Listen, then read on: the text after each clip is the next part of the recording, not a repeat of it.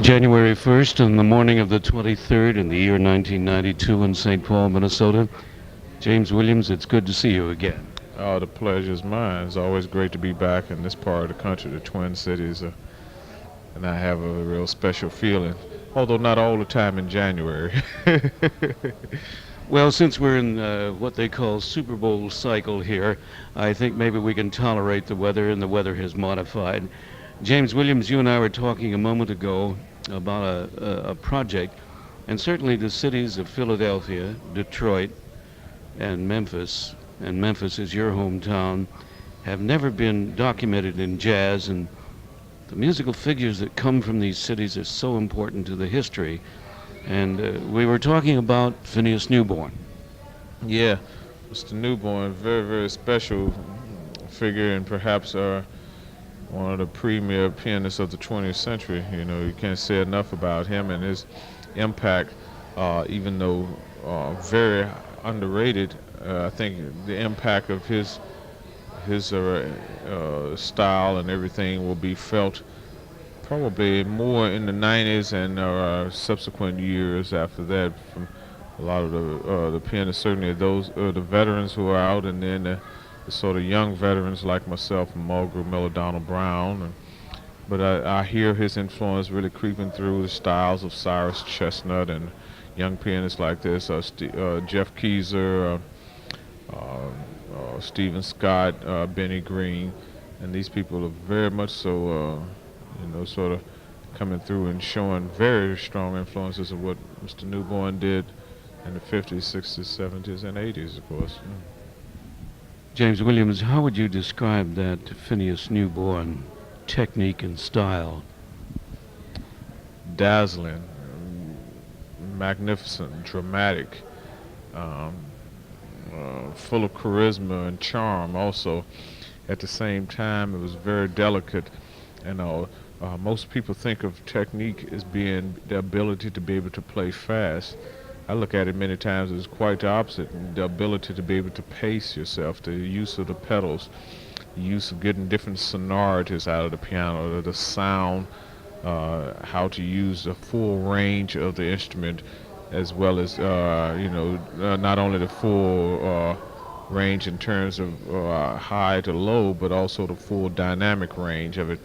This is what his virtuoso skills incorporated that and much more, because he did that. He was always in command of the instrument at all times. He was a small fellow, and matter of fact, I'd say he had physique much like you, and it was very powerful. It just shows you that you don't have to be a very large person, say like an Oscar Peterson or someone, to be able to get a big sound instrument if you really know how to play like that, and you've had the kind of training. And in his case, he was very natural. He's naturally gifted and worked hard as well, obviously, but and had such a great feeling for the instruments. And he also played a number of other instruments. Many people are not aware of it, that he played tenor saxophone, vibes, baritone, horn, um, and trumpet, and so those instruments I know of for sure. And so he was, I understand, was accomplished on those instruments. However, his love was the piano, and of course the way he played it, it was obviously he had a love affair with that throughout his life. His impact on you I can hear in this description, and I'm sure it's a part of your frame of reference.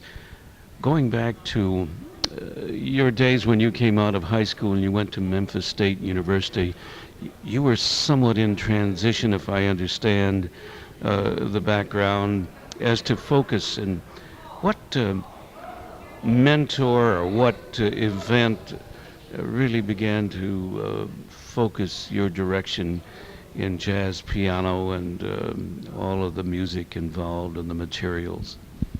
Oh, I think it was several different things. It was interesting. Both, some of the grandmasters like Phineas Newborn, like perhaps that time Red Garland, Herbie Hancock, McCoy Tyner, people like this, but also numerous musicians who were sort of the elder statesmen on the Memphis scene at that time. Pianist Charles Thomas, saxophonist Herman Green, um, and just two to come to mind. And there were a couple of vocalists, Barbara Perry and Juanita Reddick, another pianist, Robert Talley. They were around. Noble Parks. These people like that were very, very gifted, and made us kind of stand up and take notice.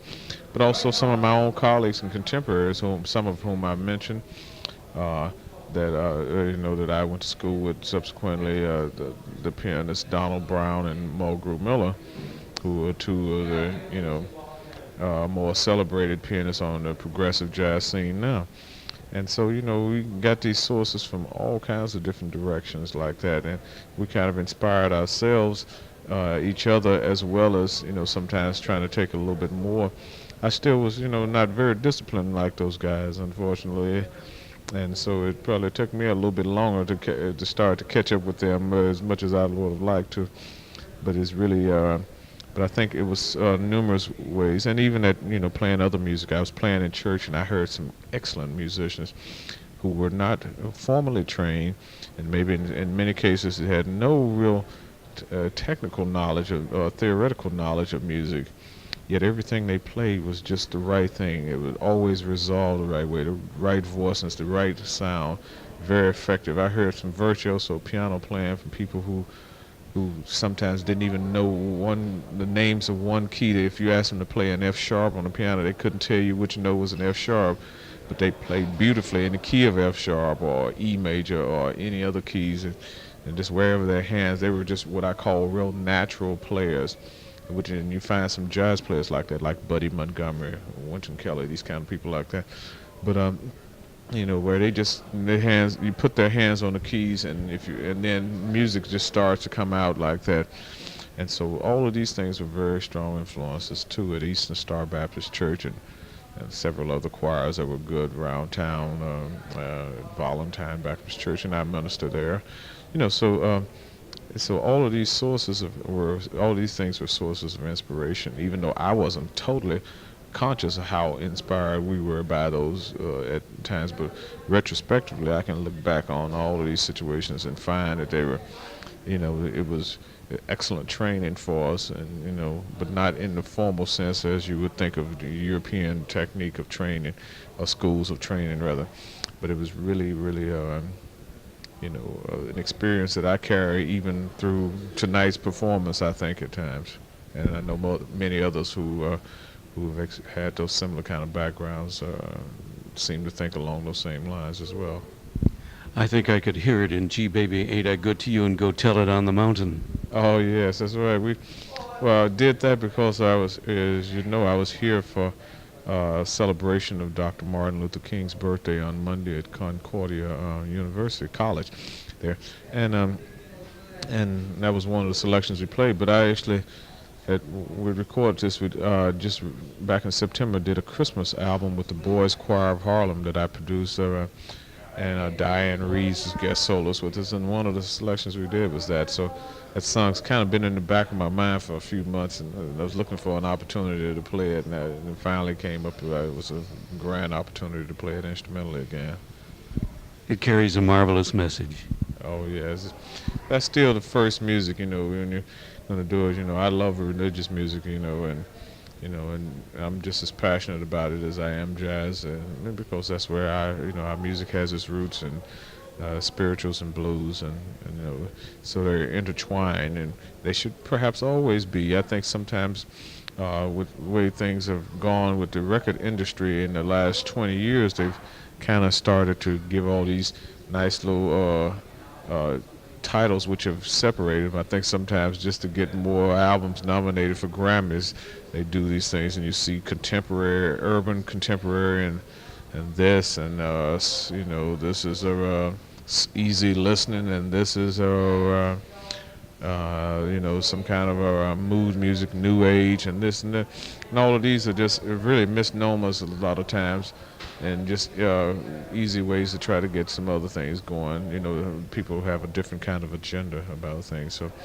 So but as you know, traditionally, a lot of the jazz musicians played the real rhythm and blues, and vice versa. And many of us had backgrounds at playing religious music, whether you're talking about Sam Cooke or Aretha Franklin, or whether you're talking about Ray Charles or Nat King Cole. So it's all connected. Should be. Going back to your transition from, say, high school age to Memphis State University, when did you sense and feel the discipline beginning to, fasten in, and you really feeling that responsibility, and which brought you into teaching for 4 years or so, and all other things that you now do, from composition to performance? Well, I don't think I really experienced that so much in high school because I really wasn't into.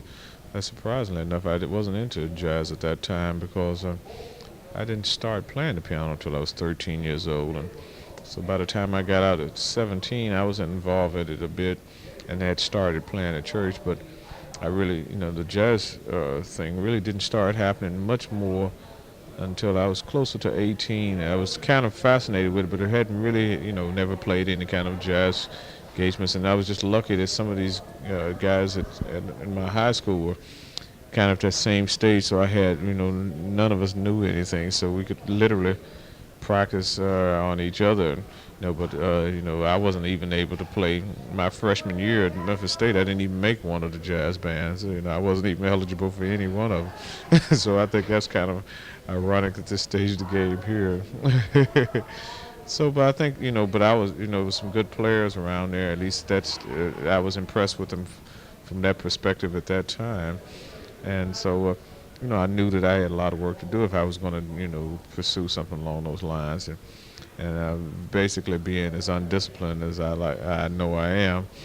It was just lucky that I was able to get some of those kind of inspirations and to do enough from other sources in addition to the school, but as outside of school. It was still the time I caught the tail end where you still could go to several places around Memphis and hear good live performances and stuff. Even though we weren't really old enough to get in the clubs, we would sneak in, and we might hear 30 or 40 minutes before the proprietors would run us out or ask us for IDs and things. But we were, determined to stay around and be around the music vicariously in some form or fashion, if that's what it took. It sounds like one of the factors was the peer group that you were involved with, and that sort of was the catalyst. It really is, yeah, because otherwise you had to kind of do this on your own exclusively and just never being able to get any kind of feedback from it, good, bad, and indifferent. We would have been, it would have been much harder and probably would have been a lot slower progressing because, we had a bass player and a drummer, and we had a saxophone player and a couple of trumpet players who wanted to come out and jam, and we were trying to learn Horace Silver tunes and Lee Morgan tunes and trying to play some of those difficult Miles tunes we didn't play. We didn't know what was happening. We didn't have any idea, any clue of how to play on Seven Steps to Heaven, a Joshua, or some of those things that he was recording with Herbie Hancock and Tony Williams and all those guys at that time, Ron Carter and George Coleman. But but we really we made a valiant attempt at it and trying to play tunes like So What. That was kind of easy, at least we thought it was, because it wasn't harmonically as challenging, but we still didn't really conceptually get in there until much later. But that's how you learn. You got to get out there and get your feet wet, and and I encourage, that's the reason why it's so important that I still like to go around where people can hear, because at the time after I got to college, a few years after I'd gotten there around my junior year, one of the other big impressions that I remember was that Thad Jones came down, Thad and Mel, and came down to perform with our college bands as guest soloists. And just hearing that music that he had written and just really made a powerful statement. And then, of course, he came down. He was so charismatic and so sensitive and taking charge. Even today, I always tell Hank Jones when I see him, I said, boy, if it wasn't for you guys are the first family of jazz, if it wasn't for you and Thad and Elvin, boy, I probably would be in Memphis washing dishes for a living or something. Because I've gotten so much enjoyment and pleasure and inspiration from just those three brothers there. in themselves. And so that was one of the things. So like I said, different solos came down and played with the band. So that was always exciting to get kind of rub shoulders with the real, what I call the real cats who was out there doing it. George Coleman came in once, Toots Thillman, Clark Terry, um, Al Cohn. Different people were in with the band at different times. I wasn't always playing with them, I may add, because as I said, I wasn't in the band when I first did. But just kind of being in that atmosphere and everything, coming down there and and hearing other groups play and hearing good college bands. We just knew if that's what I kind of wanted to do, even though I didn't have exactly an idea how I was going to go about it. Mm. Was the group Art Blakey and the Jazz Messengers a kind of super academy?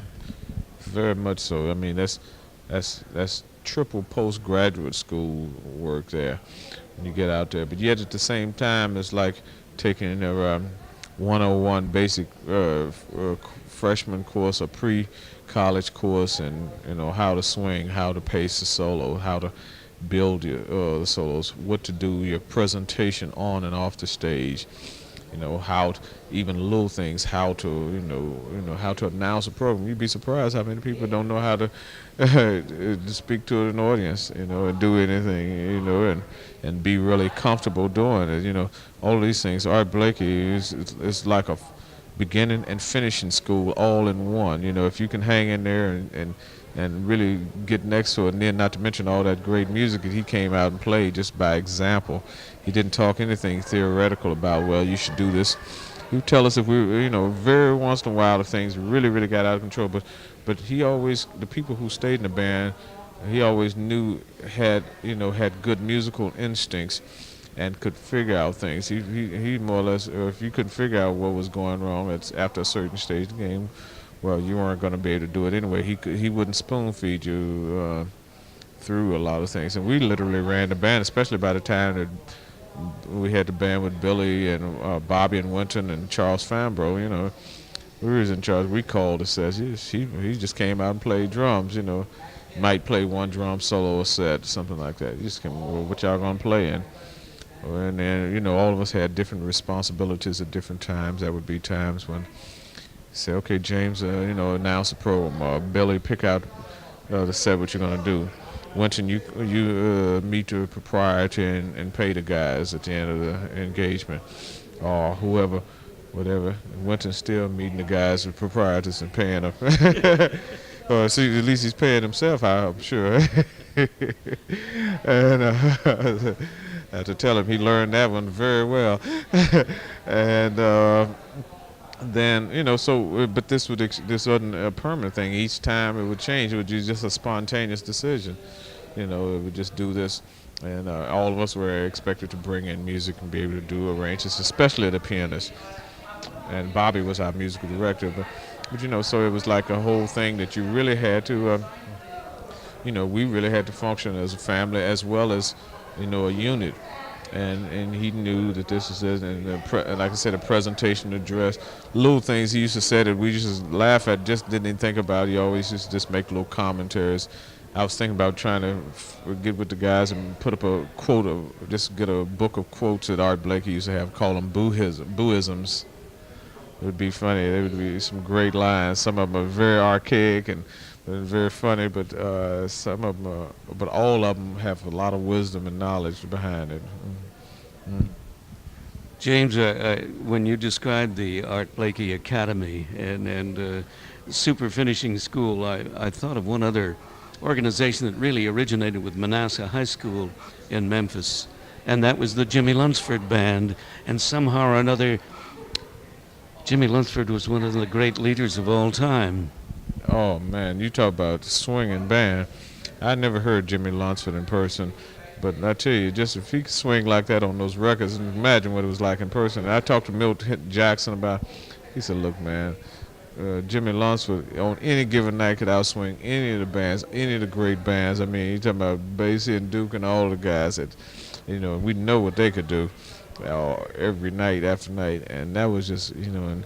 It was very innovative. They were a show band too. They would change outfits each set and do different things.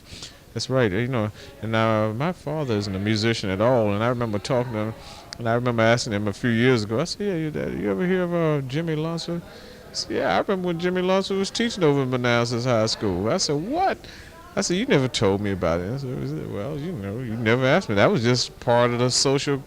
The music. Then that's the other thing we need to get back to is having the music a part of the whole social fabric of the community, as opposed to having to go totally out of our way to hear good music and get it back into the communities where people don't, because I think that's how you're going to get kids back involved in that. You can't always tell the kids to go to downtown, whatever city you're in, USA, and have to pay a cover charge if they don't really know about music. Right now, it's almost now that many of our kids are illiterate about the music, and alarmingly a large number of our adults as well. So we have to, we need to set the tone for doing this. So if they can't go to the music, you got to take music to them, and get that spirit back in there about hearing it. You could go to barber shops and hear cats playing jams there, and you could hear Stanley Turrentine or hear, like I said, Nat King Cole or somebody like that singing and playing on records while you're getting your hair cut off. Sometimes while you're shopping and different other situations, and certainly walking up and down the street, you might hear somebody playing records from out of the window, and not in the windows, but through the windows you would hear it. So right now, that's why we got to get away from this sort of MTV mentality and get back to some, and say, okay, that's fine for what it is, but realize there's some music out there to hear too, and a lot of other great things in the world to enjoy and explore. James Williams, you're a teacher and a missionary, I can tell. In those 4 years when you were on the faculty of Berklee, what happened to your process of thinking and addressing this whole musical scene? Well, that was where I was starting to fine-tune a few things, because once again, going to Boston was just such a, that was just a revelation. It was like I'd never been away from home more than 2 weeks at a time.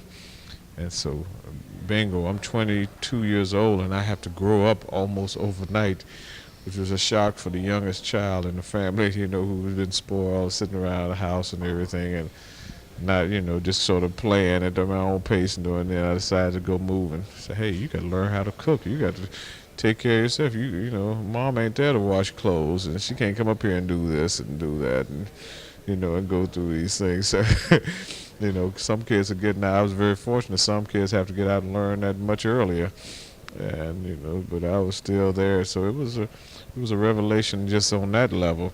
Then, of course, being able to see and hear all this great music. I was 2 blocks from Symphony Hall. I could go hear all the great music there with the BSO playing, different solos that would come in, like Rudolph Serkin or Andre Watts or Leontine Price or Shirley Verrett and Vladimir Horowitz and so on and so forth would come in, Alfred Brendel. But then I'd go down another way, 5 blocks, to a jazz workshop and hear and hear Ahmad Jamal, hear Bill Evans play, hear Freddie Hubbard, Keith Jarrett, Donny Hathaway, Sonny Rollins, Sun Ra, Miles Davis. So I was down there in the clubs all the time, Elvin Jones, and hearing all this great music. And there was a couple other places I subsequently explored, and there was a nice local scene at Wally's, and so all this was just new. I was just saying, wow, I am really, in a new world. So I wasn't even thinking about New York, because Boston was more than enough for me to handle right then. I didn't know if I could deal with that at that stage of the game. So it was just like everything was just there for you. And then you have all these universities, just, just great places of knowledge that you almost through osmosis, you're just going to learn something. You just kind of be aware of it. And Berklee had a beautiful library there that I would go and listen to recordings and read books there at different times. And so, this is just, it was really when I really felt like that. Although I graduated from Memphis State, I really started to go to school when I went to Boston, not so much just at Berklee, as much more just the city of Boston, going over the Harvard Yard and going over to different places just to see what was, what the world was like out there, and, taking a gig of, it was always fascinating. I always thought it was a big deal to go play downtown, and guys in Boston. So I got a gig in New Hampshire. I have a gig in Maine or Vermont. They didn't think anything of driving 2 or 3 hours to play a gig one way, and many times would drive back after the engagement. And I was saying, this was just like I was going to the end of the world at that point. So it was really kind of those are the kind of things that I really remember about that in particular. And of course, that helped that was the one period that I did the most intense practicing was that first year I lived in Boston while I was teaching at Berklee too. Learned a lot of music, learned a lot of tunes. I realized that if I was going to work, I had to know some music. You had to have the music in your head, not your head in the music. James Williams, thanks so much for taking time after hours, and it's a pleasure to meet and see you again since our first meeting at Tower Records in Greenwich Village in New York. That's right, yeah. Our little maiden voyage, as Herbie Hancock probably would have said, yeah. Yeah, it's fun. It's always great, and I'm so happy that you're still doing such a magnificent job for the jazz community here in the Twin Cities. So thank goodness for people like yourselves who are going well beyond the call of duty, because it can't be done enough, and I appreciate it. And it was definitely my pleasure to get a chance to get out here and sort of renew our friendship and everything too.